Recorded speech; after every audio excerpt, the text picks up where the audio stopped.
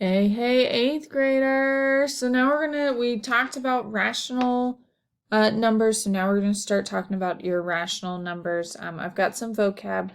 It's not filled out on yours. So what I want you to do is I want you to pause your screen and write these definitions down. I figured it was easier for me to type them out for you to write them than me to try to write them, and you have to decipher all of that not so beautiful handwriting. When we talk about square roots, this is the symbol for the square root, not necessarily with the B, just the symbol itself. So again, pause. I'm getting ready to click in 3, 2, 1. All right, so on the last screen, I guess I really should talk about irrational numbers are numbers that cannot be written in the form of a fraction. Cannot be written as a fraction, terminating or repeating decimals. It's very important. Remember that ir means not. So irrational would be not rational. So the opposite of rational. So then we have rational square roots versus irrational square roots. So rational square roots are when we have perfect squares. I almost just tried writing on my copy of the paper notes. That was silly of me. So you want this list of perfect squares because this is going to make things easier for you. And I highly suggest starting to really know at least 1 through 10. But really 1 through 15 is best. So I myself am going to pause and write so you don't have to wait for me to write all the perfect squares. All right, so it doesn't feel like very long to you unless you pause right alongside me. But now we're going to talk about what each of these are. So 1 squared is 1, 2 squared is 4, 3 squared is 9. So keep in mind that the exponent is how many times we multiply it times itself.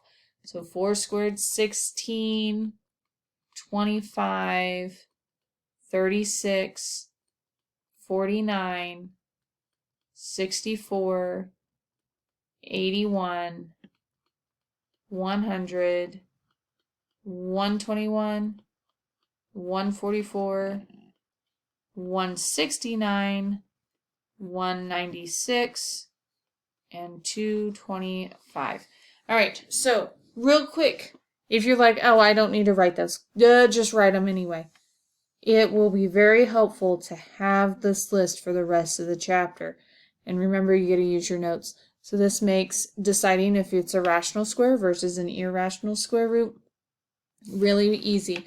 So basically, it is a rational square root if what is inside the square root is what is on the right side of these equations here. All right, so like if I have the square root of 81, that is 9. And so that's what makes this a rational square root. Whereas if I do the square root of 102, 102 does not fall in this list. And so that's what makes this one an irrational square root. And if we're going to be honest, we get in 15 numbers, we get to 225. Excuse me. There are more irrational square roots than there are rational square roots. And so unless your square root has one of these perfect squares, and again, we consider the perfect square the 1, 4, 9, 16, 25, 36, 49. Those are our perfect squares. But if it's not one of those, it's irrational. If it is one of those, it's rational. That's how you make the decision. All right, so now using that list, we're going to determine if the square root is rational or irrational. So you just ask yourself, is 9, I've got to go back, is 9 on my list? Oh, it is, because that's 3 squared, and so this is rational. Is 6 on our list? We go back. No, I have 4 and then I have 9. So 6 is irrational. We also just said we had 4 and then 9. So square root of 5 is also irrational. I didn't finish rational there. Irrational. from 4 until 9. So square root of 8 is irrational. Square root of 3. So if I go back, I'm 1 and then 4. So 3 is irrational. Square root of 4. Square root of 4 is 2 squared. 2 times itself is 4. So this one's rational. Square root of 7. Again, we go from 4 to 9. And so this one's irrational. And square root of 2 would fall between 1 and 4. And so it is also irrational. And that's as simple as it is. Is it on our list? Rational. If it's not on our list, it's irrational. Why is it irrational? Because if I take the square root of 6, it is not a terminating decimal and it never repeats. Therefore, it is irrational. All right, so now we're also going to determine whether the decimal is rational or irrational. So rational means that it terminates or is repeating. Irrational means it does neither of those things. So here we have 2.125 and nothing else. So that's rational because it's a terminating decimal. It stopped. So it's rational. 2.11111. So that would be 2.1 repeating, making it rational. That's as long as it terminates or the repeating decimal, it's a rational decimal. All right, C, we have 2.01, 011, 011, 0111, 01111. All right, so yes, we've got zeros and ones, but they're not an exact repeating decimal. So yes, there is a pattern, 0, 1, and then 2 ones, but it is not a repeating. The pattern changes.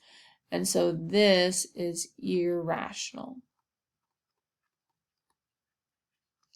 All right, next one, 2.1234, 1, 2, 3, 4. So this, even though it's a long block of 4, it is repeating.